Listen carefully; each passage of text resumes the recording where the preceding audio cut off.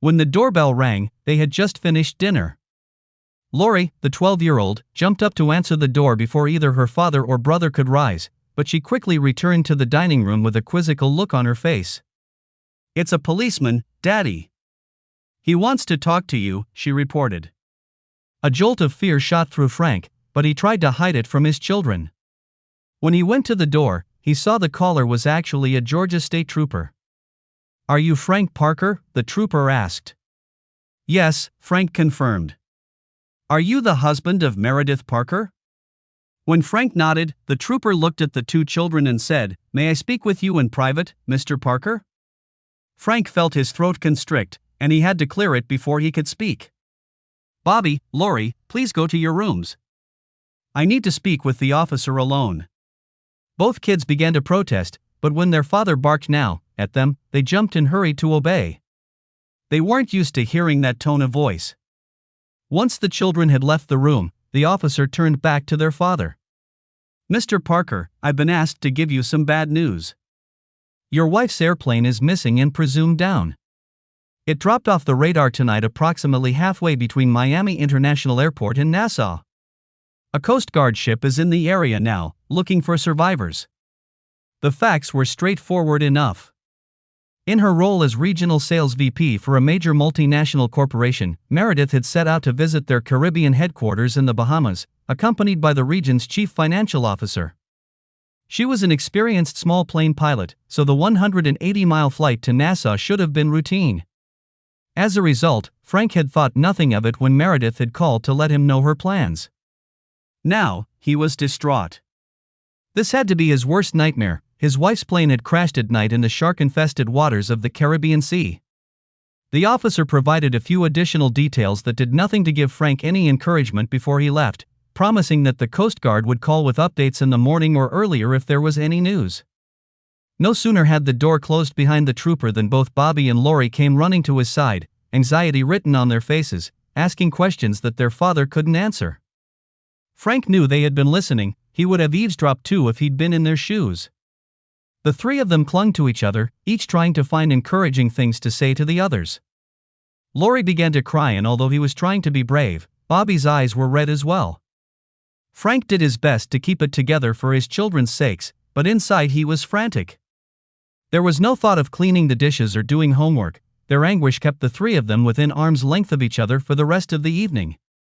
It grew past the children's normal bedtime, but still no phone call came.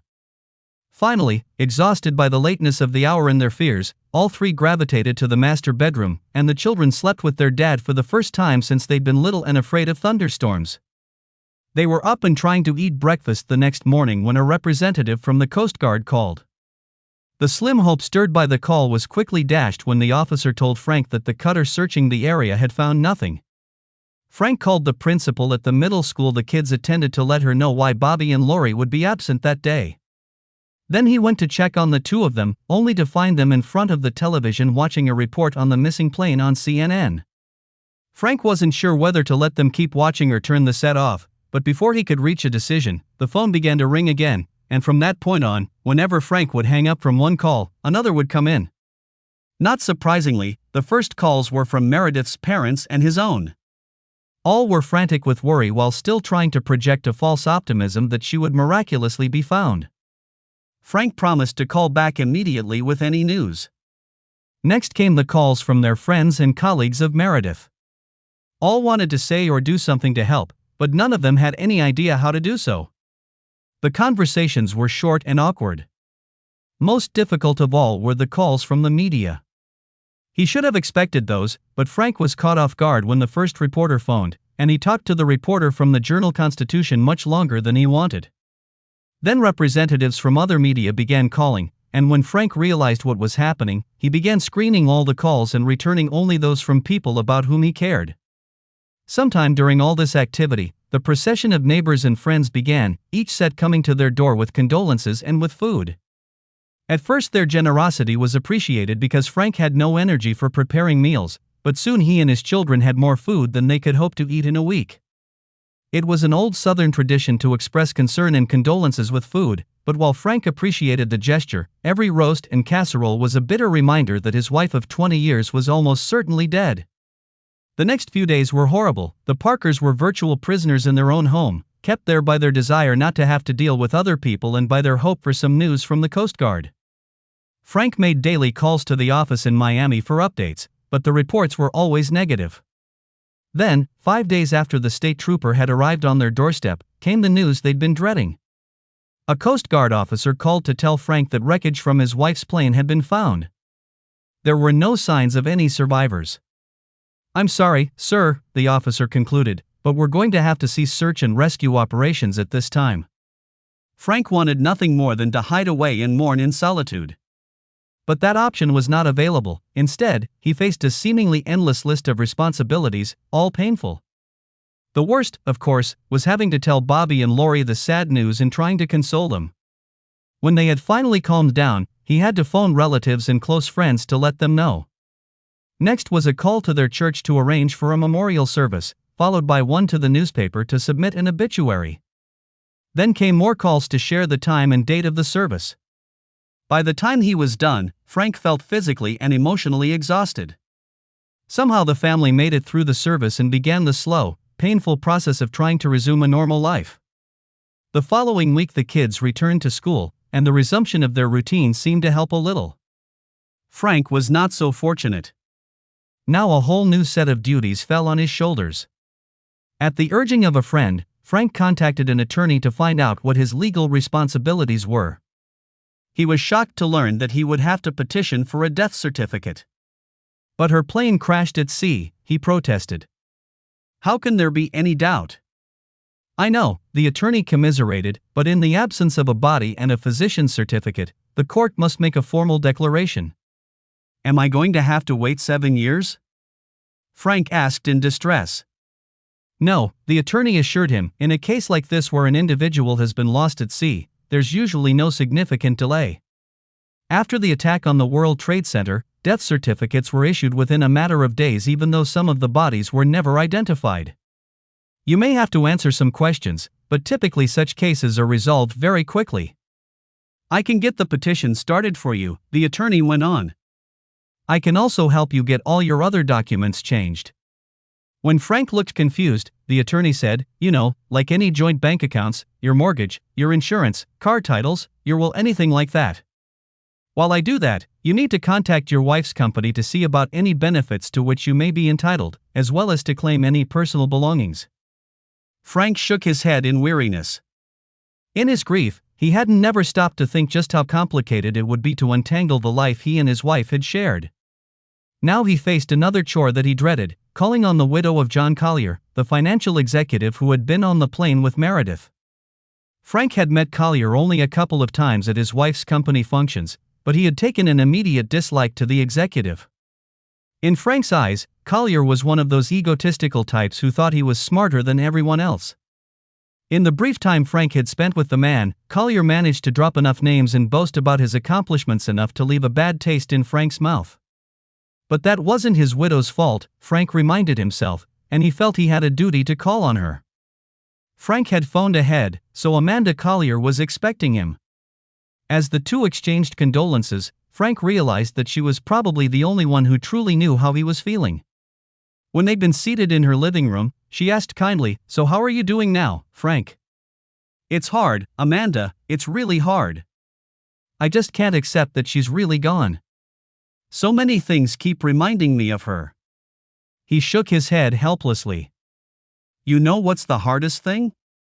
When I'm out on the street or in a crowd of people, I keep thinking that I've spotted her.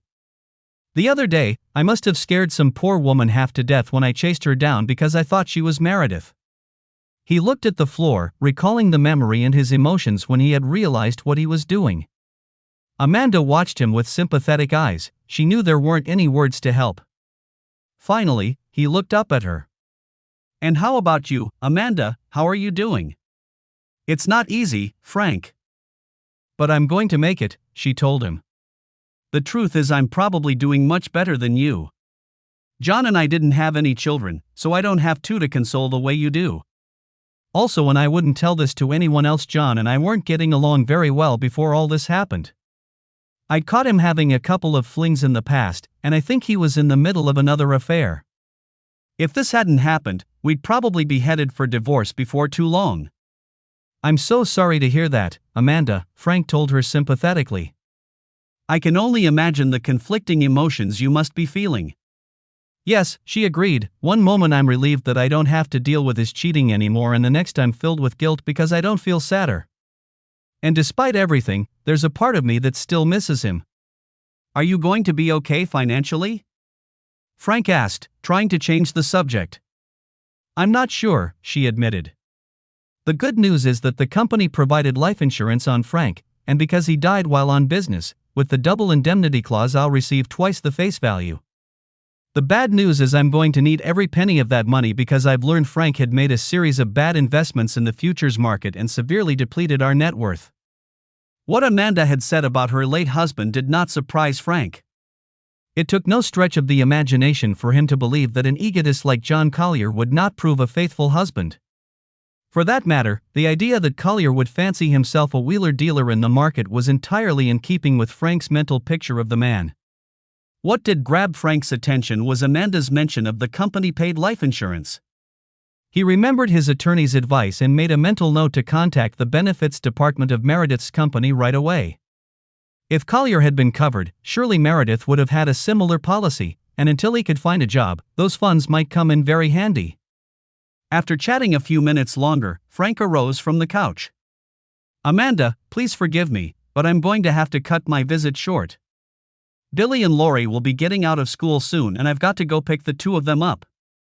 But please stay in touch, and if there's anything I can do to help, even if you just need a sympathetic ear to bend, please don't hesitate to call me. When Frank drove up to their home after picking up Bobby and Lori, he was surprised to see a car parked out front. Frank got his children into the house through the garage, and a minute later, the doorbell rang. Outside were a man who looked to be in his 50s and a younger woman, both dressed in business attire.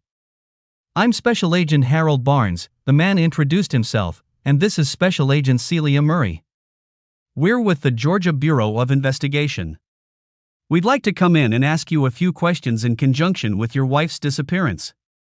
When she realized the two were law enforcement officers, Lori wrapped her arms around her father's waist and buried her face in his side. Frank could feel her tears dampening his shirt, and he held her tightly. What's this about? He demanded angrily. Before the first agent could speak, Agent Murray interceded. I'm so sorry we've upset your daughter, Mr. Parker. All we're trying to do is complete a routine check in connection with your petition for a death certificate for Mrs. Parker. If you'd like us to come back later, we'll try to do so at a time that would be better for you. Frank ignored her and turned to face his daughter. It's all right, honey. Nothing bad has happened. The female agent abruptly bent down on one knee, reached into her purse, pulled out a tissue and handed to the girl. Here, honey, she said in a gentle voice. Lori hesitated and then shyly accepted the tissue, wiping her eyes and then blowing her nose. When Frank saw that his daughter had calmed down, he put his arm around her and spoke to her. These people need to talk with me a while about your mom, Lori. Why don't you go get started on your homework? I'll be right out here in the living room if you need me. With that, he gently pushed the 12-year-old toward her room. Then he turned to face the officers. If it won't take too long, let's go ahead and try to get this over with. The three of them stepped into the living room and seated themselves around a coffee table. We just need to get a little background information on your wife, Mr. Parker, the male agent began. How long were the two of you married? We got married in 1990, right after we both graduated from the University of Georgia, Frank replied, thinking back to the beautiful brunette co-ed he had wooed and won so many years ago. And she was employed by International Marketing Corporation up until her disappearance? That's right, Frank confirmed. She was sales vice president for the southeastern U.S. If her region was the southeast, why would she have been traveling to the Bahamas? The younger woman asked. At IMC, Frank explained, the Southeast included Puerto Rico and the Caribbean as well as the U.S. Their Caribbean headquarters are in Nassau, so it wasn't uncommon for Mary to fly down there. Mary, the woman asked. Frank felt his voice grow husky. Mary was my pet name for her. Agent Murray reached across and patted his hand sympathetically. That's all right, Mr. Parker. I know this is hard for you. The older agent decided to change the line of questioning. Was it normal for your wife to fly her own plane on business trips? Yes, Frank replied. Mary's dad was a pilot and she got her license as soon as she was old enough. She took every opportunity to fly herself because she said it made her independent of commercial airline schedules. She used to say she could get where she needed to be, complete her business and be back home while the competition was still stuck in the terminal. She felt like it gave her an edge, especially when she was starting out. The two agents made notes, then Agent Murray looked up at him. And what about you, Mr. Parker? What do you do? Frank managed a smile. I'm a house husband. Seeing their looks, he went on. I was an aerospace engineer up until 3 years ago, when my company cut back and I was laid off. The only prospects I could find for a new job would have required me to relocate out of state. But in the meantime, Mary's job was going great. She'd gotten a couple of major promotions and was earning a great salary plus big bonuses. It didn't make sense for her to quit, so we agreed that I'd manage the household and take care of the kids while she worked. And how did this change affect your relationship with Mrs. Parker? Agent Barnes asked. Why is that relevant? Frank asked irritatedly. Please bear with us, Mr. Parker, the younger woman interceded. We're required to check to see if there could be any factors that might have played a role in your wife's disappearance. It's all routine. Somewhat mollified, Frank looked at the two of them. Of course it was a big change for me, but I'm an engineer. I'm trained to measure and assess all the factors in a design. It was easy to see that my changing roles was the right thing for our family at that time. I made it possible for Mary to devote herself to her career, and I made sure that Bobby and Lori always had a parent there for them at all times. Neither of the agents said anything, and Frank felt as though the question was still hanging in the air. I don't mean it was easy, he went on. She was always calling on customers or attending meetings at corporate, so I didn't see as much of her as I would have liked. Sometimes it felt like her job came first and... He suddenly realized what he was saying, and added swiftly, but that's pretty much par for the course in corporate life. Besides, it's worked out well. He caught himself until now. Just 2 more questions, Mr. Parker, Agent Barnes said. Did you notice any changes in your wife's behavior in the time prior to her disappearance? Not really, Frank replied after a moment's thought. I know she was under a lot of pressure in the last year or so, and her travel schedule was heavier than ever. But Mary said she was in line for a major promotion. When she got it, she promised the new job would cut down on her travel as well as come with a high-level title and a big bump in her salary. Last question, Agent Barnes said, writing on his pad. Are you aware of any changes in your finances that your wife might have made in the last few months? No, Frank replied with certainty. I keep up with all our finances, and I haven't seen anything out of the ordinary. The young woman glanced at her partner. I think we've taken enough of your time, Mr. Parker.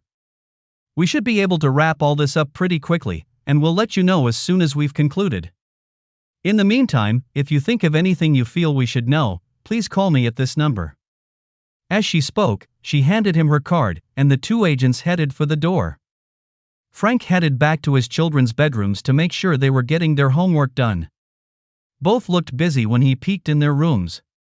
They're strong kids, he thought. They've been through hell and they're holding up well, all things considered. The next day, Frank drove to IMC headquarters to pay a visit to the benefits department. The head of the department met him and, after expressing her condolences, handed over a box filled with Meredith's personal effects from her office. Frank had to swallow hard when he saw the framed family portrait she had kept on her desk. The director then turned him over to a specialist to advise him on Meredith's benefits. The first order of business was to look at Meredith's 401k account. Frank had regularly seen her annual statements, so he wasn't expecting any surprises. When he saw the final total, however, it was quite a bit higher than he had expected. Apparently, during the last year Meredith had upped her contributions to the plan, putting in more even than the company would match. She was really trying to provide for her family, the specialist commented with admiration. The specialist went on to advise Frank to withdraw the funds as soon as possible and roll them over into his own IRA so that he could more easily manage the funds. The other surprise Frank got was the sheet he received outlining the life insurance benefit he would receive as Meredith's beneficiary. He learned that Meredith had opted for the maximum amount of insurance for which she was eligible. With the accidental death multiplier, Frank was amazed to realize that he would receive almost 4 years' worth of Meredith's income. The insurance company will pay that out in annual installments, the woman explained. Otherwise, the taxes would eat you alive. Payment of all of the benefits, of course, was contingent on the company's receiving a copy of Meredith's death certificate, but, after the visit from the 2 GBI agents, Frank felt confident that would be forthcoming soon. Frank left the office building much relieved. He had thought he would have to begin an immediate search for another job. Now, he realized, he had a significant grace period to get his life together. "Thank you, Mary," he whispered fervently. Frank was making dinner for the family late one afternoon several days later when the doorbell rang. When Frank went to answer, he found Special Agent Murray on his doorsteps again. After he'd asked her in, she explained the purpose of her visit. "Mr. Parker, Frank, I wanted to let you know in person that our investigation has been completed and that your wife's death certificate has been issued. You should receive a copy from the court by certified mail in the next few days." Frank heaved a sigh of relief. He had believed there would be no problems, but it was a relief to know this important task had been accomplished. Just then, a panic scream came from the back of the house, and Frank was horrified to hear Laurie's voice yelling, "Help me, Daddy, help me." He turned and sprinted for Laurie's room. Celia Murray was right on his heels, her hand reaching for the service revolver in the shoulder holster under her jacket. When Frank burst into Laurie's room, he found his daughter staring at a large red bloodstain on her jeans. "I'm bleeding, Daddy," she wailed. Frank was terrified. "What happened, Laurie? Did you cut yourself?" As he started for his daughter's side, a hand caught his elbow and pulled him back with surprising strength. "Let me handle this," Celia said firmly, and pushed him toward the door. "But he protested, but the young woman would not be moved. "I'll handle this, Frank. Just go out in the living room and wait." Something about the authority in her voice made him pause, and with the determined young woman blocking his way, he tentatively stepped back into the hallway. Celia calmly closed the door in his face. After 15 anxious minutes, the door opened and Celia came out. Before Frank could ask a question, she grasped his arm. "Laurie is fine. You need to go to the store right now and buy a package of sanitary napkins. Get the smallest size they have." "But Laurie, Bobby," he began to protest. "I'll take care of Laurie, and I'll let Bobby know what's happening. You just need to go to the store and get back here as fast as you can," she said. As Frank drove to a nearby convenience store, the realization hit him, and he began to berate himself. "She started having her menstrual period, you idiot. You should have realized that immediately." On the return trip, he continued to curse himself for never talking to his daughter about the maturation into womanhood. "Oh, Mary, I need you more than ever," he thought in self-pity. When he got home, Celia met him at the front door and snatched the bag away from him. After looking at the package, she smiled. "You did good, Dad." Then she disappeared back into Laurie's room. After 30 more minutes, Celia reappeared with her arm around Laurie, who hung back somewhat shyly. Frank fell to his knees and hugged his daughter when she came to him. "Oh, honey, I'm so sorry. I should have talked with you about that a long time ago. I just didn't think about it." "It's okay, Daddy," the girl spoke up, "I just didn't know what was happening, and I was scared. Celia explained it all to me. I know what to do now." As she spoke, she slipped her hand into Celia's, and Frank realized his daughter had made a new friend. He stood and turned to Celia. "Thank you so much. It's a good thing you were here. I guess I panicked for a moment." He looked down at his daughter. "I'm afraid I'm not so good with girls." Celia smiled, but before she could speak, Bobby popped around the corner. "Just because my dumb little sister has her first period, does that mean we're not going to have any dinner tonight? I'm starving." "Bobby!" Laurie shrieked, but Frank grabbed her before she could attack her big brother. "Bobby, if you talk like that to your sister again, I guarantee you'll be going to bed hungry," Frank warned his son. But before his threat could sound too ominous, he went on, "Now, go wash your hands and set the table." Then he turned back to Celia.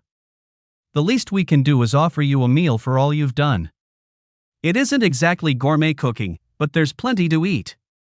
The young woman was clearly embarrassed. "Thank you, but I can't intrude." Her protestations were halted, however, when Lori tugged on her hand. "Please, Celia, please stay and eat with us." Gazing at her new friend, Celia smiled and said, "All right, Lori, just for you." Looking up at Frank, she smiled again. "Thank you. I'd love to have dinner with your family." The four of them sat down to eat, and Celia found herself the target of numerous questions from the two children about her experiences in law enforcement. Frank ate and listened, both in amusement at his children's curiosity and in admiration at the easy way Celia handled their questions. He suddenly realized that this was the first time the two of them had really seemed to come out of the shell of their sorrow. When dessert was over, Frank shooed Bobby and Lori off to do their homework, then offered Celia a cup of coffee. As the two of them sat at the table, Frank got a chance to ask his own questions. "You certainly seem to be comfortable with Bobby and Lori. Do you work a lot with young people?" She smiled. "Actually, I come from a big family, 2 brothers and 3 sisters. I was the oldest, so I guess I was second mom to the rest of them." She paused to take a sip of her coffee, then went on, "That's why I knew what to do with Lori this afternoon. I got to walk each of my sisters through the trauma of puberty." She looked at Frank and smiled again. "For what it's worth, my dad was just as helpless as you were today." Frank grinned sheepishly. "Well, all I can say is I'm glad you happened to be here. Even when I finally realized what was going on, I still wouldn't have known how to get Lori calmed down so quickly." She smiled to acknowledge his thanks, then her expression grew more serious. "How are they coping with the loss of their mother?" she asked. Frank sighed. "About as well as can be expected, I think. Lori has been very clingy. I think she's really missing the female influence. As for Bobby, it's hard to tell. He's been sullen and somewhat withdrawn, but I don't know whether that's the result of Mary's death or just the fact that he's a teenager now." Celia looked at him sympathetically. "From what I've seen, I think you're doing a great job with them. It's just going to take time, for them and for you." With that, she stood and said, "I really enjoyed the meal, Frank, but I've intruded on your family far too long. I need to get going, but if it's all right, I'd like to say goodbye to Lori and Bobby." When Frank nodded, she walked down the hall, and Frank heard her say goodbye to Bobby. Then she spent a few minutes in Lori's room, and when she returned, Lori came with her, her arm around Celia's waist. She really has made a new friend, Frank thought in wonder. A couple of days later, a package arrived in the mail for Lori. When his excited daughter tore open the wrapping, she found a pink stuffed elephant, along with a note from Celia. Frank was gratified by the thoughtfulness but bemused by the selection.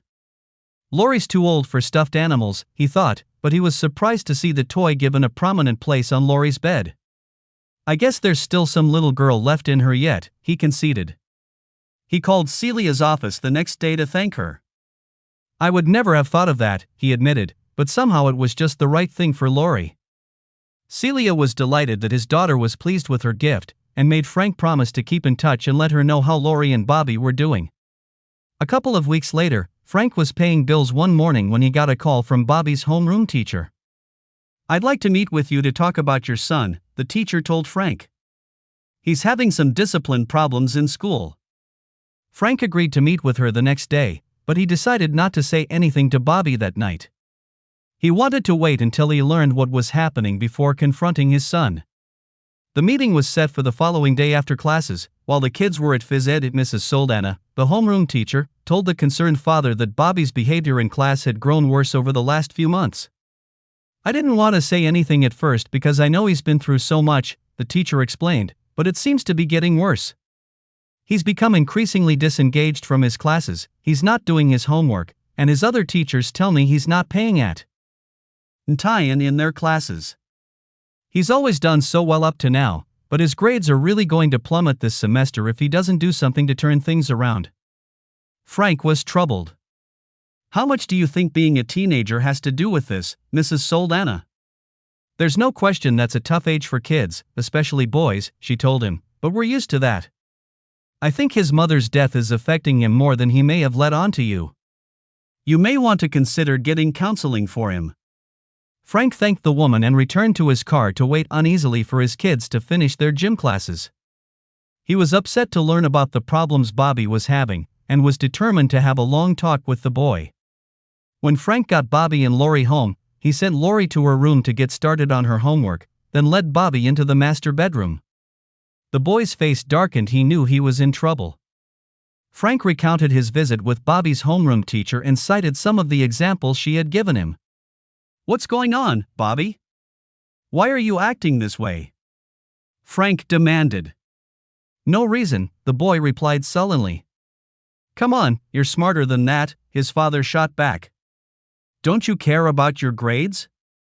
"Not really," Bobby mumbled. Frank was frustrated by his son's unresponsiveness, and in anger he tried to shame his son into a reaction. "What would your mother think if she knew you were screwing up?" "Who cares?" Bobby shouted back angrily. "She was such a whore." In shock and anger, Frank grabbed his son and yelled at him, "Don't you ever speak of your mother that way.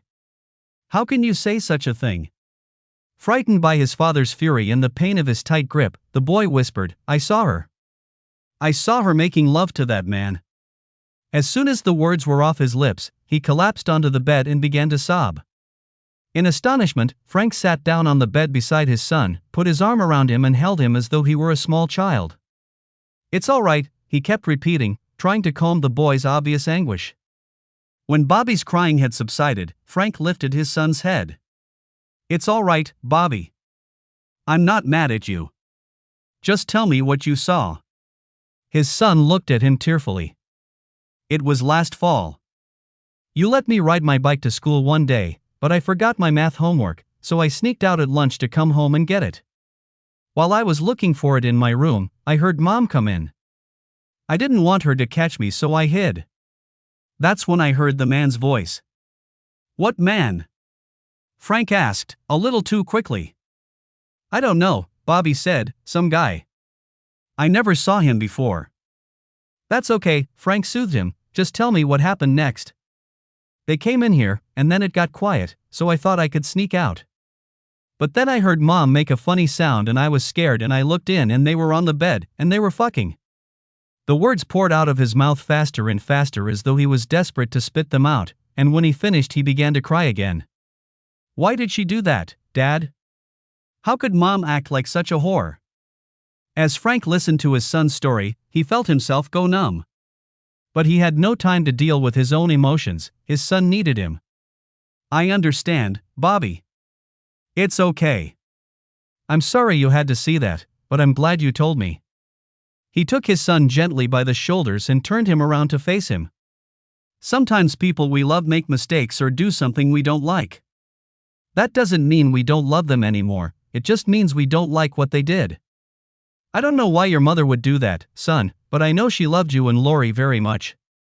It's the good things she did that I want you to remember about her." He held his son and continued to talk to him for a while longer. When he felt that the boy had calmed down sufficiently, he gently urged him to start on his homework while Frank went off to the kitchen to get dinner started. Before Bobby left, Frank enjoined him to say nothing to Lori. The boy promised, and Frank felt fairly comfortable that he would keep the disturbing news from his sister. The rest of the evening passed without further incident, but once the kids were in bed, Frank's emotions began to erupt. His first reaction was to deny what Bobby had told him. His son had to be mistaken or to have misinterpreted what he saw. But he couldn't maintain that rationalization very long. His son had been too upset by the experience, and, Frank had to admit ruefully, a teenager these days would certainly recognize sex when he saw it. With that admission, Frank's thoughts turned bitter. How could Mary have betrayed him? He had thought they had a good marriage. How could she have been screwing someone on the side? For that matter, who was the other man, and how long had the affair lasted? It's hard enough to lose your wife in a plane crash, he thought in despair. It's worse to learn you lost her long before that. Sleep was slow in coming that night, and the next day Frank was in a black mood. It was Tuesday, a day he would normally go to the gym, and after the kids were off to school, he decided to keep his routine. For a while the exercise helped divert his attention, but when he hit the treadmill his mind returned to his wife's infidelity. How could Mary have done that and in our own bed, he asked. Somehow the location made the betrayal even worse. For that matter, how could she know I wouldn't be home? But the answer hit him immediately. It must have been one of the days when I went to the gym.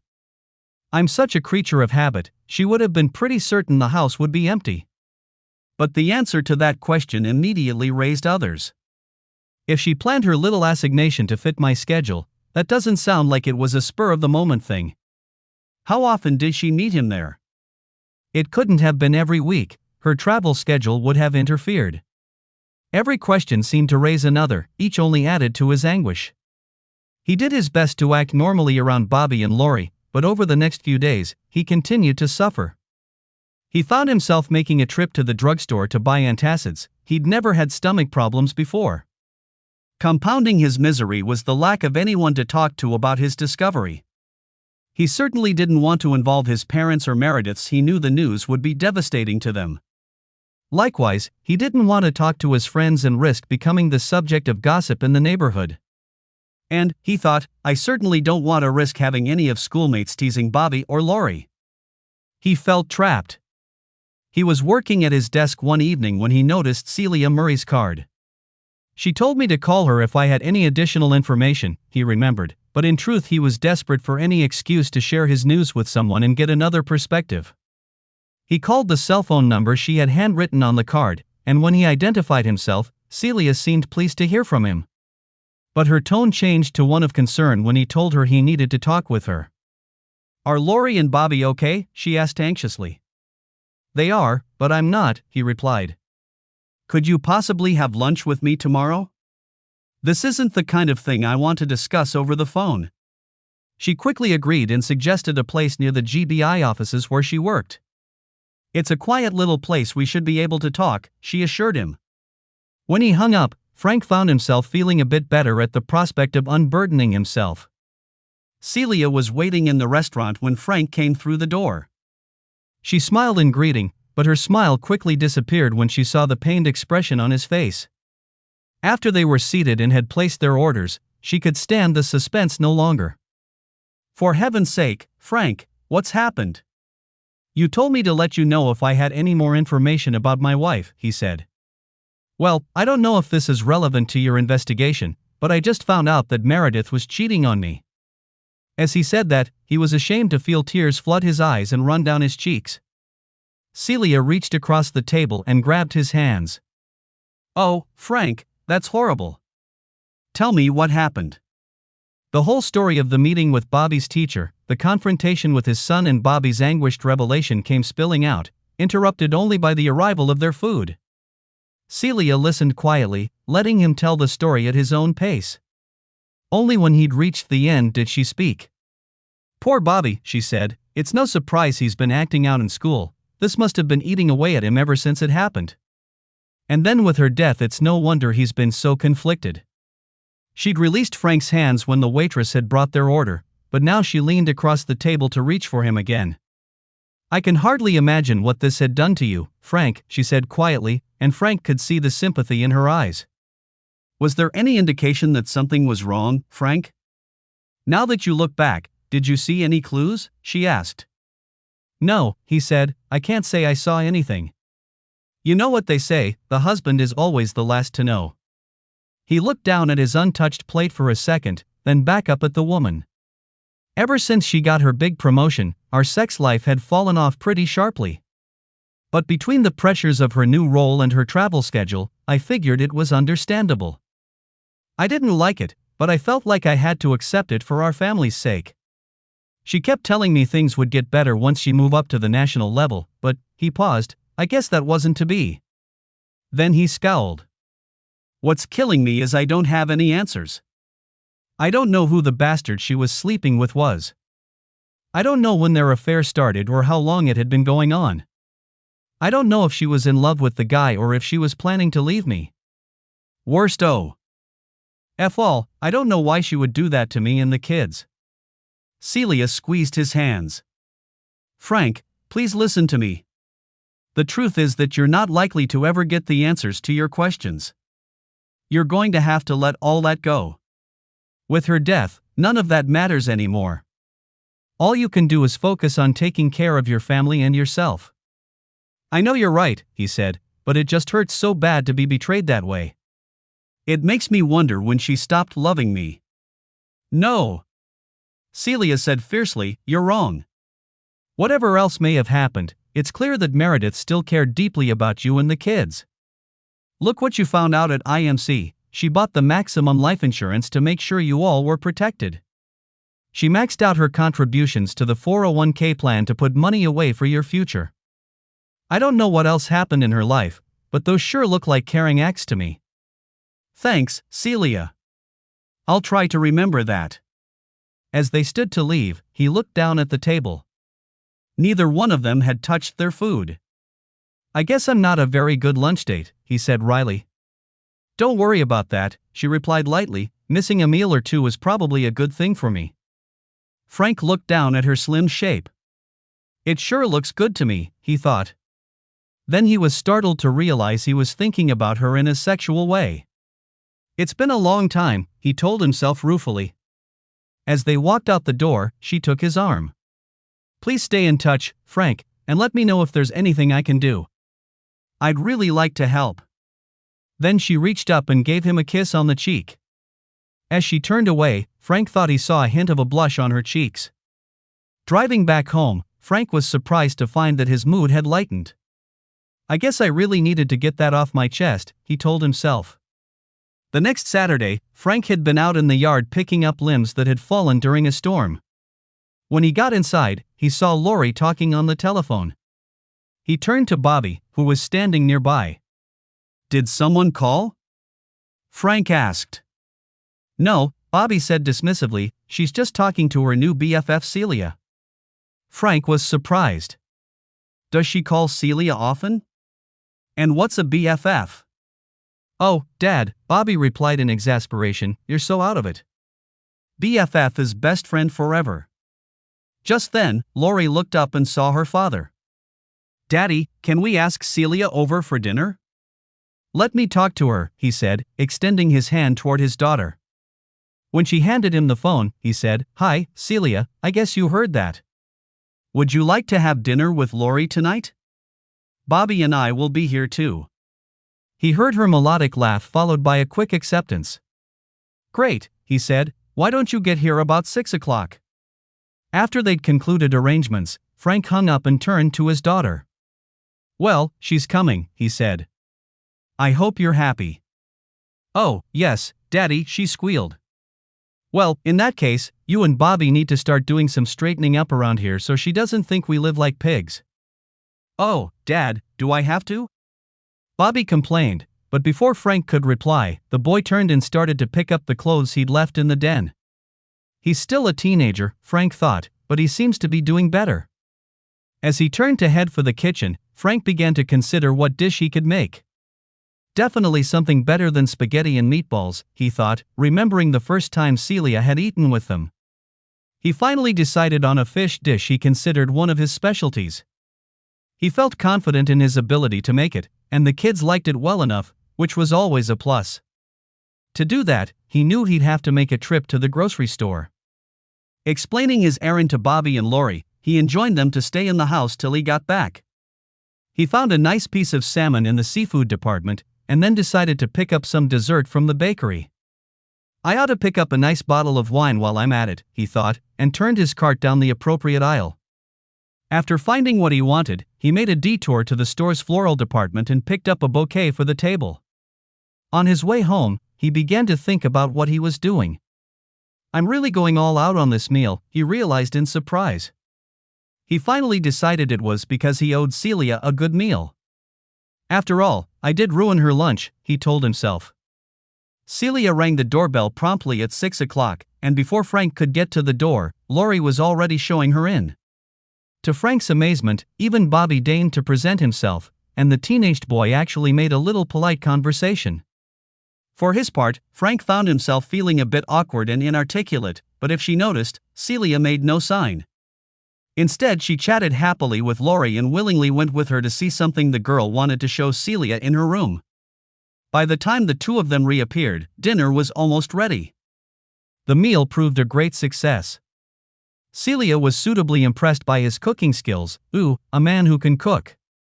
Mother warned me about men like you," she teased, and was also clearly at ease with his kids, both of whom chattered away to her in response to her questions.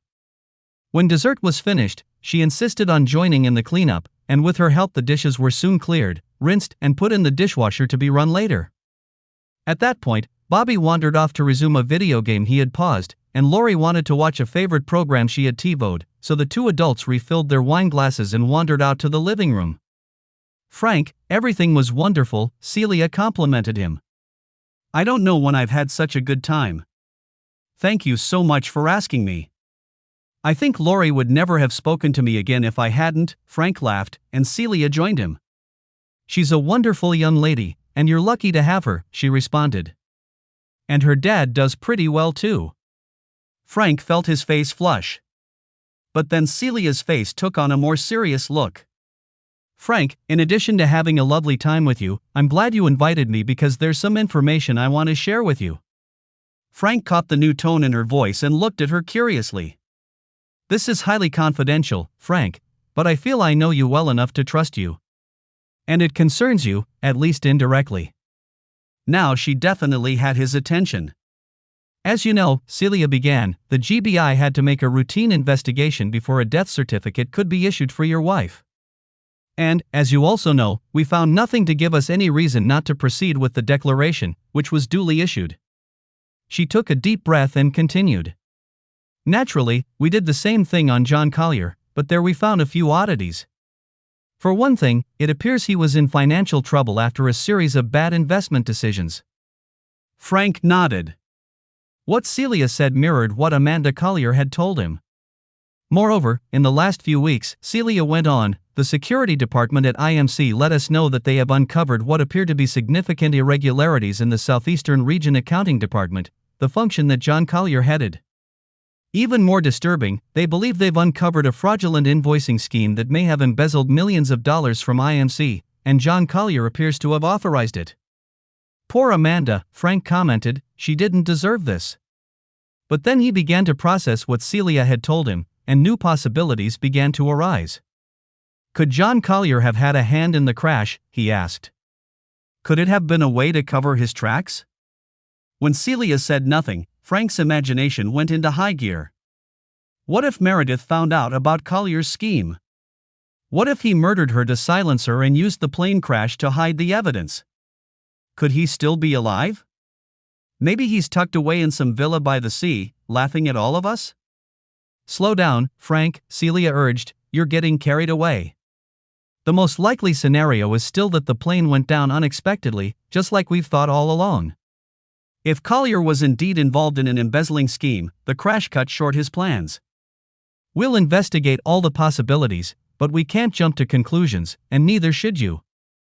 But it was hard for Frank to turn off his imagination. "You don't think Meredith could have been in on it, do you?" he asked abruptly.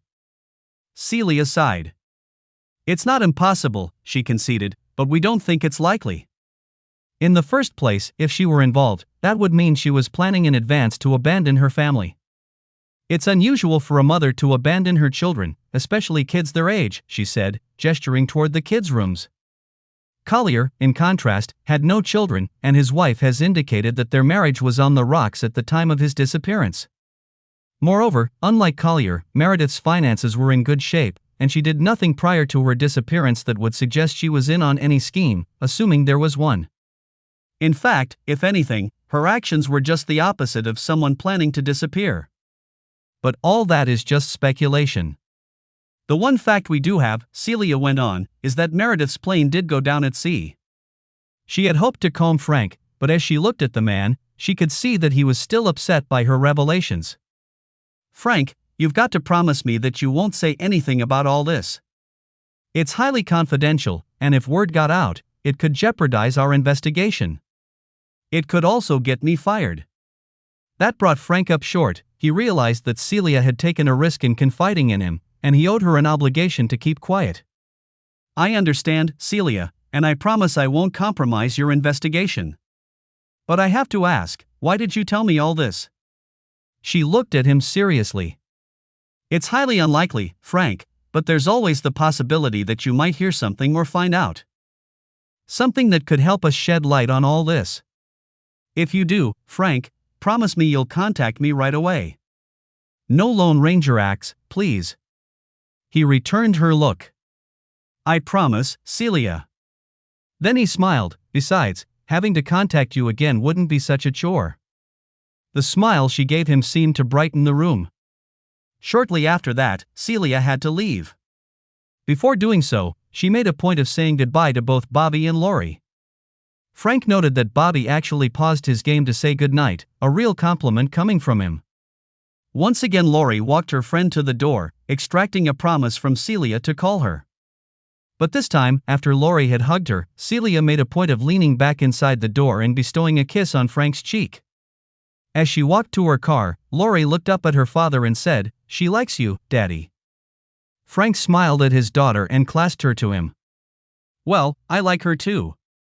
After everyone had turned in for the night and the house had grown quiet, Frank lay in his bed, chewing over what Celia had told him and all the various scenarios he had imagined. "Oh, Mary," he thought, "what did you get yourself into?" Finally, he fell into a restless sleep. It was a week later while Frank was on his computer when he noticed something unusual. He had been reading about some of his favorite sports teams, and as he got ready to click on his Falcons bookmark, he noticed the Facebook icon just above it. On a whim, he clicked it. Frank was not a Facebook follower. In truth, he rarely ever visited the site. The only reason he had set up an account was to allow him to keep an eye on his children. Both Bobby and Lori loved the social networking site and used it as another way to stay in touch with their friends. Frank had initially had no objection, but after reading a couple of scary articles about some of the pitfalls, he set up his own account and insisted that Bobby and Lori friend him. He also had them give him their passwords to their pages as well. That way, he reasoned, I'll be able to see any messages or pictures they post, as well as anything their friends send to them. Even more important, he figured Bobby and Lori would know he could monitor them, and that, he hoped, would encourage them to be prudent. As he logged on to his own page, most of what he saw held little interest for him. But he did notice a friend request from someone he had never heard of, Tom Thomason. The name didn't sound familiar, and there was no picture, only a silhouette.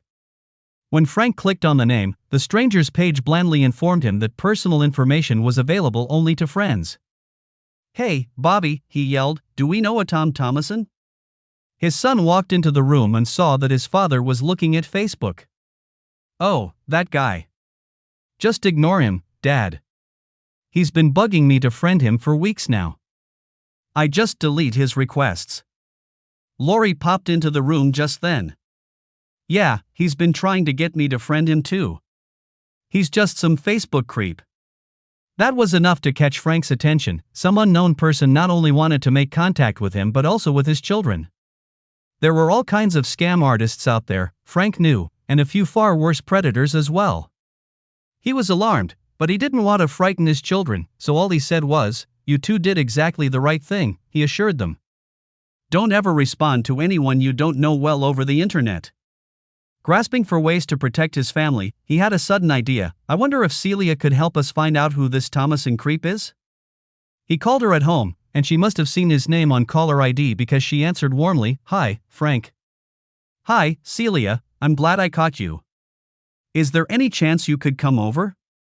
Something odd has come up and I'd like to check it out with you, if you're free." "It's nothing serious, is it? Bobby and Lori are okay, aren't they?" As he reassured her, Frank couldn't help but observe that she seemed as concerned about his children as he was. It gave him a warm feeling. She told him she'd been working in the yard, but could be over in 45 minutes. To Frank's surprise, almost exactly to the minute her car pulled up to the curb. With Mary, he remembered, you were lucky if she wasn't more than an hour late trying to make her image perfect. But here was Celia, right on time, obviously freshly showered and clad in a casual but attractive outfit, with her hair nicely combed and wearing fresh makeup. It was clear that she'd made a special effort, even in such a short time. "You look nice, Celia." You didn't have to get all dressed up for us, he told her. She squeezed his hand. Thank you, Frank. I wanted to. Once she was in the house, Frank called his kids. When they came noisily into the den, he asked them to tell Celia about their would-be Facebook friend. As the official expert in the family, Bobby seized the opportunity to show off by rapidly logging onto each of the three of the family's Facebook accounts in turn and retrieving the friend requests from the mysterious Tom Thomason. After complimenting Bobby on his skill, Celia seated herself in front of the screen and called up all the unread and archived messages, but she wasn't able to uncover any additional information. Finally, she looked up at Bobby and Lori. The most likely answer is that this is some kind of marketing ploy. If you had accepted the request, you'd probably be receiving all kinds of ads for junk you don't want or offers for imaginary gold from Nigeria. There are some bad people out there, and you should never give any information about yourself to strangers. Okay? The two kids nodded solemnly, and Frank thought to himself that hearing that message from Celia probably had more impact on them than when he had given it. It had grown dark outside while they'd been working at the computer, and Frank knew that his kids would soon be hungry. Celia, we're probably going to go out to get some dinner in a little while. It won't be anything fancy, just a family-style restaurant, but we'd love to have you join us if you can. Immediately, as Frank had known they would, Lori and even Bobby began to clamor for her to come with them. She laughingly surrendered to the inevitable. The four of them piled into Frank's sedan and headed off to a casual place not far from their home. As they drove, Celia began asking the two kids about some of what she'd seen posted on their Facebook pages, and soon Lori and Bobby were eagerly talking about their friends and activities.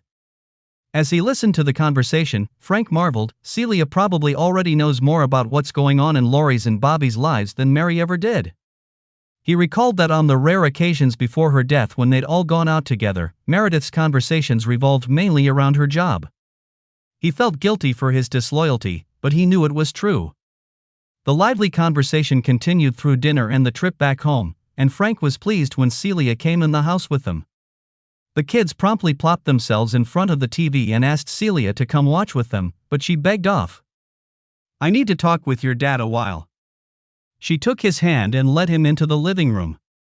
After they were seated, her face grew serious and she said, I didn't want to alarm Bobby and Lori, but I don't really think those Facebook requests were a marketing ploy. The Bureau has gotten warnings about some identity theft scams, but those normally don't target children. This looks to me like someone is making a concerted effort to get information about your family. The thought of a threat to his children sent a chill through Frank. Who could it be? What could they want? I don't know, Frank, she replied. This doesn't seem to fit any pattern of cyber scam I've seen before. What can we do? Should I close their Facebook accounts? Should I keep them off the net altogether? She looked thoughtful. I don't think that's necessary as long as they're careful and don't have any interactions with strangers. And if they get nonsense emails with embedded websites, warn them never to click on the links. She thought some more and then spoke up. The trouble with the internet is that it's so amorphous, you can't tell who you're dealing with or where they are. But it's not quite as opaque as most people think. I've got a friend with the federal government who might be able to help us. He probably can't find out who Tom Thomason is, but he might be able to tell us where he lives.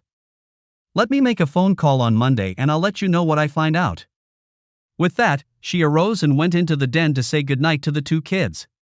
When she returned, Frank walked her to the door, but before he opened it, he hugged her. You've been like a guardian angel to us, he said earnestly. I don't know what we would have done without you. She looked him in the eye for a moment, then gave him a quick kiss on the lips. I don't know whether I want to be an angel, she said with a wink, they don't have all that much fun. Then she turned and walked rapidly to her car, leaving Frank standing there bemused. True to her word, Celia called Frank late on Monday morning. Do you know anyone in Palm Beach, Florida? She asked. Not a soul, Frank replied. Well, whoever Tom Thomason is, he set up his Facebook account from a zip code that starts with 334, so he's somewhere in Palm Beach County, she said. I can't imagine why anyone in Palm Beach would be trying to connect with us, Frank said, but at least he's not anywhere nearby. That's reassuring. I agree, Celia said. Furthermore, we've traced a lot of scams to South Florida, so maybe this really is only some new kind of internet scheme. Just be sure Bobby and Lori don't have anything to do with those friend requests. I will, Celia, and thanks. I feel a lot better about all this. I'm so glad I could help, Frank. D. Despite what he had said to Celia, Frank was not reassured at all. On the contrary, he felt as though he and his children were under a continuous assault. First had come the terrible news of Meredith's death, followed by poor Bobby's revelation that his wife had cheated on him. Then he had been told that Mary might have been involved in some crooked business dealings before her death. And now some unknown person was trying to get information on his children. Frank felt like they were under siege, and he decided he was going to fight back. His first priority was to find the enemy in Palm Beach County and confront him. But how could he do that? A quick check online showed the county had a total population of 1.3 million. Searching for Tom Thomason would be like looking for a short stick in high grass. Besides, Frank thought, the name was just as likely to be a phony. Frank's orderly mind continued to wrestle with the problem. Then an idea hit him: if I can't find Thomason, maybe I can get him to find me. A plan began to take shape in his head. It's a long shot, he admitted, but it's all I've got. The first thing he had to do was to get Bobby and Lori safely out of the way. It was almost time for summer vacation, and that gave Frank an idea. He dialed the number of his in-laws. Dad, would you and Mom be interested in having Bobby and Lori come visit for a week? I've got to make a trip out of town during that time, so it would really help me if you could. When the children's grandfather had gladly agreed and the logistics of their stay were arranged, Frank hung up and immediately called Delta. I'd like to book a flight to Palm Beach. His kids were excited to hear about the upcoming visit to their grandparents, but their enthusiasm was dampened when they learned their dad wasn't coming with them. This would be the first time they'd been separated since their mother's death, and the prospect brought back some of the fear of abandonment they'd been dealing with ever since that painful time. Frank hated to cause his children any kind of distress, but he felt he had to do what he had planned, so he managed to persuade them. The week before their visit was to begin, Frank found himself beset with doubts. Am I doing the right thing? He kept asking himself. But despite his uncertainty, the thought of doing nothing was even worse. His inner turmoil was interrupted briefly by a phone call from Celia, calling to inquire how he and his family were doing. After chatting a few minutes, her tone of voice changed slightly, and Frank thought she sounded almost shy. I was wondering if you'd like to get together next week. It's been a while since I've seen you and the kids, and her voice tailed off uncertainly. I'd love to do that, Celia, but I'm taking the kids to see their grandparents then. We'll be gone all week. Oh, she said, I understand. Maybe some other time. I'd really like that, Celia, he said fervently. Frank had hated to lie to Celia about his plans, but, he told himself, at least it was partly true. Besides, he was sure he knew what she would say if he had revealed his true plans. When Frank returned home after dropping his children off at his in-laws' home in the country, he immediately sat down at the family computer. One of the reasons he'd asked Meredith's family to take his kids was that he knew they didn't have a computer. Accordingly, he felt safe in logging on to Lori's Facebook account. Sure enough, there was a friend request from Tom Thomason. Frank clicked on the accept option, and quickly received a confirmation that Lori was now friends with the stranger. If nothing comes of this, Frank thought, I'll just unfriend him later. Next came the most difficult part, pretending to be a 12-year-old girl. He had studied his daughter's previous postings and he thought he could do an acceptable job of emulating her style. I probably won't fool her friends, he admitted to himself, but hopefully I can fool Tom Thomason. He decided his first post should set the stage, so he wrote a brief note mentioning his, Lori's, visit to the country. Just a little update for her friends, Frank thought, nothing to make a lurker suspicious. The next day was when he planned to set the trap. OMG, I'm going to Florida. My BFF Celia offered to take me with her, and Daddy said yes. Leaving tomorrow, can't wait. Frank decided to use Celia's name because he felt neither Lori's friends nor Tom Thomason would know her. He hoped Celia wouldn't mind. Now that the bait was in the water, Frank hoped to wiggle it enough to attract the fish's attention. I can't believe I'm in Palm Beach. It's to die for. That evening, Frank posted the next installment. Spent the day at the beach. I'm gonna be so tan. The next morning, Frank posted the note that he hoped would set the hook. Heading back to the beach today. Tomorrow, Celia's taking me shopping on Worth Avenue. We're gonna have lunch at Taboo. To call. As soon as the entry appeared on Lori's page, Frank headed for Hartsfield-Jackson International Airport. Soon he was settled in for the 2-hour flight to Palm Beach. As he gazed out the window, he recalled that he had been to Palm Beach once before. In fact, he and Mary had driven through the city on their way back from their honeymoon in Miami Beach. They'd taken the bridge across Lake Worth and then driven along South Ocean Boulevard, gawking at the mansions overlooking the Atlantic. Upon landing, Frank picked up a rental car and drove to the motel in West Palm Beach where he'd made reservations. There was a fast food restaurant across the street, and he picked up a sandwich and a cola that he ate in his room while studying a map of the city on his laptop. He hoped he was doing the right thing. Following breakfast, he checked Lori's Facebook page, but all he found were a few envious replies from classmates of hers. He hadn't really expected any contact from Thomason, but he had hoped for some kind of indication that his fishing expedition might land something. About 10 o'clock, he got in his car and drove east across the Royal Park Bridge, turned south and then east again onto Worth Avenue. He wanted to be in position early, and he needed to park his car on the street so he could get to it quickly if need be.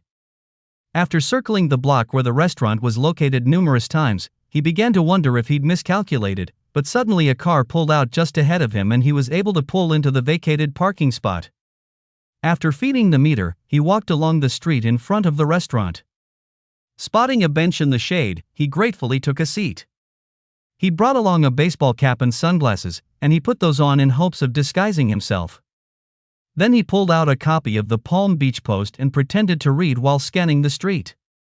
As he sat there, the realization of how flimsy his plan was slowly began to sink in. He had no idea if the mysterious Tom Thomason had even seen the phony postings on Lori's Facebook page, nor if he would show up in response. Even worse, Frank had no idea for whom he was looking. Unless the mystery man turned out to be John Collier, which Frank had to admit was pretty unlikely, how would he identify the threat? All he could hope was to spot someone acting suspiciously, whatever that meant, and confront him. The street was crowded, and Frank kept busy trying to watch all the passers-by. The restaurant began to fill up, and as he watched people entering, his stomach began to growl. He cursed himself for not thinking to bring along a sandwich, but he dared not leave his post. Time slowly crept by as he sat there, and after a while he saw that the restaurant crowd was beginning to thin out. A glance at his watch told him it was after 1 o'clock. What an idiot, he thought. I wouldn't have been any worse off if I'd stayed home, and at least I could have seen Celia again. As he watched the window shoppers stroll by, his eye was caught by a woman strolling on the other side of the street. I'm doing it again, Frank thought, seeing Mary in a crowd of strangers. In fact, he noted, the woman really didn't look like Meredith at all. Meredith had shoulder-length brunette hair. This woman was a blonde with her hair cut short. Likewise, her clothes were a different style than anything Frank had ever seen Meredith wear. But there was something about her that looked eerily familiar, and as Frank continued to watch, he realized it was the way she walked that had triggered his reaction. Impulsively, he stood up and started to walk after her. Looking down the street, he saw the blonde had reached the corner and was trying to flag down a taxi. Risking his life, Frank ran across Worth Avenue and jumped in his car. Just as he was pulling away from the curb, he saw the woman clamber into the back of a cab and start off down the avenue toward the Atlantic. Before it came to South Ocean Boulevard, the cab turned left on County Road and began driving north. Frank followed at a distance. Finally, he saw the cab turn left on a suburban street and continue until it almost reached Lake Worth. Frank pulled his car to the side of the road about a football field's length away and watched as the woman paid the driver and then went into an elegant home that appeared to front on the lake. Frank squinted his eyes in an effort to see her clearly. With her hair color and short hairdo, she looked nothing like Mary. But she was the same height and weight, and as she proceeded up the walkway to the house, Frank was again struck by her walk. As he sat there in the car, Frank suddenly remembered a book he had read long ago. In the story, an actor found it necessary to disguise himself. But rather than use a false mustache or wig, he simply put pebbles in his shoes. If someone sees me, the actor told a friend, they'll say that looks kind of like the guy, but it's not him, because I'll be walking differently. It works the other way too, Frank thought. As he remembered the book, he grew more and more certain that he had just seen his late wife. Trying to control his rising anger, he ran down the street and up to the door. He rang the doorbell and then crossed his arms to wait. When the woman opened the door, she looked at him with a puzzled glance. Then she did a double take and shrieked, "Frank, what are you doing here?" "Hello, Mary." "Funny running into you here," he said sarcastically. After a moment's hesitation, she threw her arms wide to embrace him, but he quickly held his hands up to stop her. "Don't touch me," he snarled. Then he could no longer constrain his anger, and he yelled, "How could you do this to me? How could you abandon Bobby and Lori?" Glancing anxiously toward the street behind him, Meredith grabbed his arm and pulled him into the house, pushing the door closed behind him. "I did it all for you, baby, for you and the kids," she said urgently. "You've got to believe me, it was the only way." As she spoke, she kept glancing around nervously. "What in the hell are you talking about?" Frank demanded hotly. "You're not making sense. None of this makes any sense." "Sit down, baby," she urged him. "You've got to let me explain." She was still speaking loudly and was nervously rubbing her hands together as she took a seat and encouraged him to do so. An icy calm came over Frank as he sat down. "All right, Mary, I'm listening." "I was so close, baby, I had the big job I wanted in my pocket, but then the damned economy began to tank. I knew if I could just keep the region's numbers up a little while longer, the economy would come back and the promotion would be in the bag." She gave him a pleading smile and held her hands palm out toward her husband. "And Frank, once I got that job, we'd have been on easy street, no worries about paying for college for the kids, no worries about retirement, no worries ever again." Frank could barely contain himself. This was all about money and Mary's position in the company? Meredith's hands fell back in her lap. "So John and I." "John Collier," Frank said darkly. "Yes," she went on, not reading his mood, "you met him. Anyway, he and I figured out a way to pull some sales forward from our biggest accounts. We knew they'd come through eventually, we just booked them early in the current quarter. All the other regions were reporting big sales declines, and we were pulling in major increases. Corporate was just blown away. We earned the biggest bonuses the company has ever paid," she said proudly. Then the smile slipped from her face like a tissue dropping to the floor. "But the economy got worse instead of better, and when John told me it was all going to come out eventually, I knew we had to do something. We knew we'd need a lot of cash to pull it off, so John set up a dummy supplier account and began sending fake invoices to IMC. They're so sloppy and wasteful at that place they never even noticed." "So you plan to fake your deaths in a plane crash to cover your tracks?" Frank asked. "That's right, baby," she said, as though Frank was her star pupil. "With enough money, it's not hard to get somebody to leave a Zodiac motorboat with a GPS signal out in the Caribbean. We just homed in on the signal and crash landed right beside it. So the whole thing was just a way to steal a bunch of money and abandon your family?" John asked bitterly. "No, baby," she protested, "that's not it at all. I knew I'd have to get out of sight for a while, but I made sure you and the kids would be okay. I loaded up on life insurance and put everything I could into my 401k so you guys would have plenty of money," she said proudly. "And you thought having enough money would make up for losing my wife and our kids' mother?" This time she heard his bitterness. "No, baby, no. You don't understand, I was going to come back for you. Once everything had had a chance to blow over, I was going to contact you.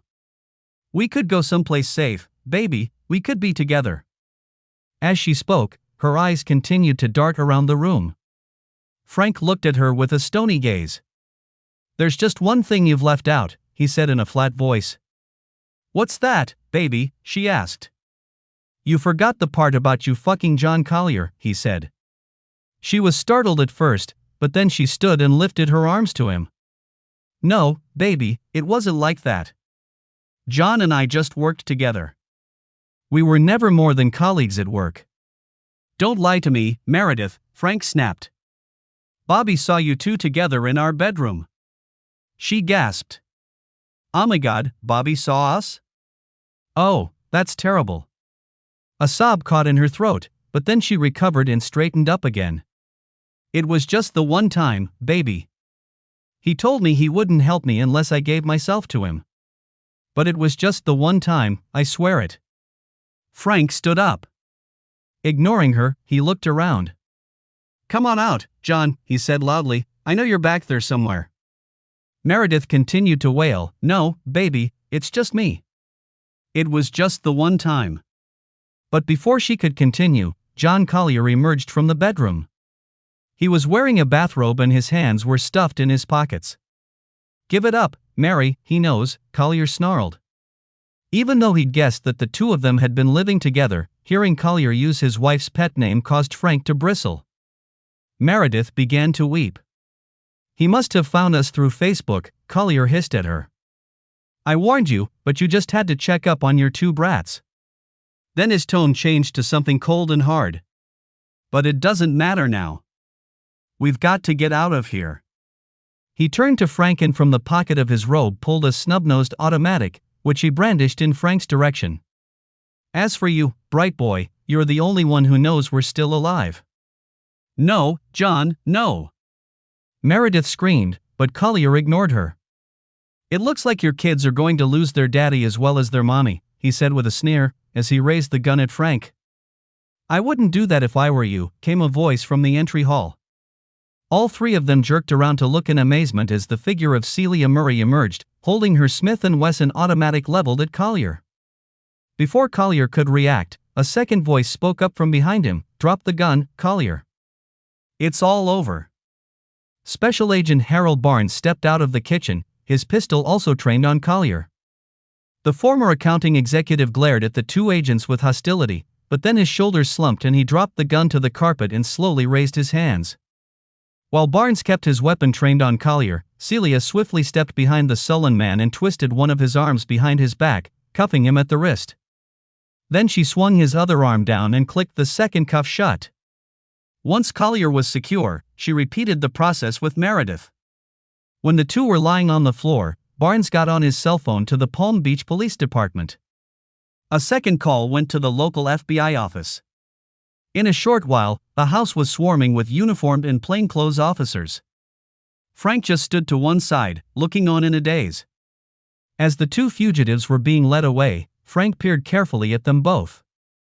Collier was muttering to himself, Meredith was weeping.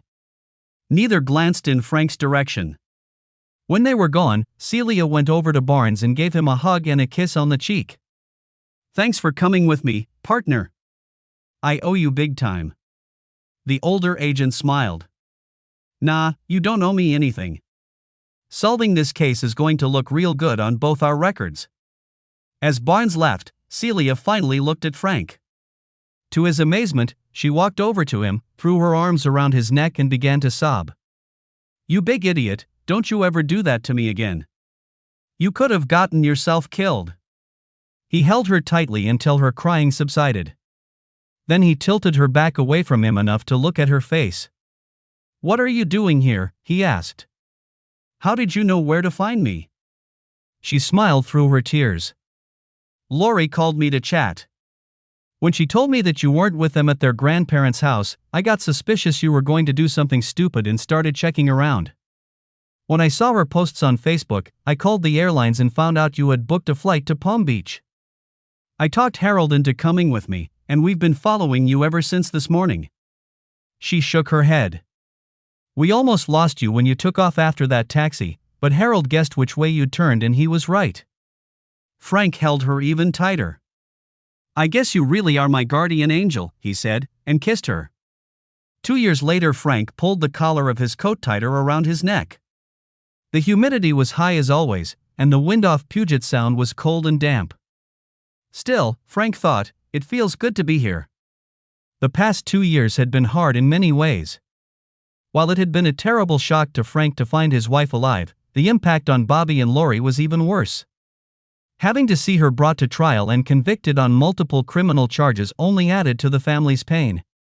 During the inevitable media frenzy surrounding the arrest and trial, Frank feared his kids wouldn't make it through it. The divorce was a mere formality. Meredith might no longer be legally dead, but she would be spending the next 12 years of her life in Arendelle State Prison. International Marketing Corporation, of course, demanded that Frank return not only Meredith's life insurance but also the bulk of her 401k, since it had been funded based on bonuses she had not earned. As an innocent party, Frank might have had a case for keeping some of the funds, but he wanted nothing to do with any portion of the money from his ex-wife. Instead, he began an urgent search for a job, since his family's savings were all but exhausted. The offer he got from a major aerospa CE company was a welcome one, not only because it would ensure the means to provide for his family, but also because it meant a relocation across the country. There were too many reminders of Meredith in Atlanta and too many questions from friends and others that he and his children couldn't answer. Finding a new place to live and work seemed like the best solution for all of them. Frank hated to leave the state where he and his children were born, but he was ready to embrace the Pacific Northwest and start a new life. They'd gotten lucky on the sale of their Atlanta home and were able to buy a nice, if somewhat smaller house in Seattle. Meredith had always wanted to live in a showplace. Frank was happy with something cozier.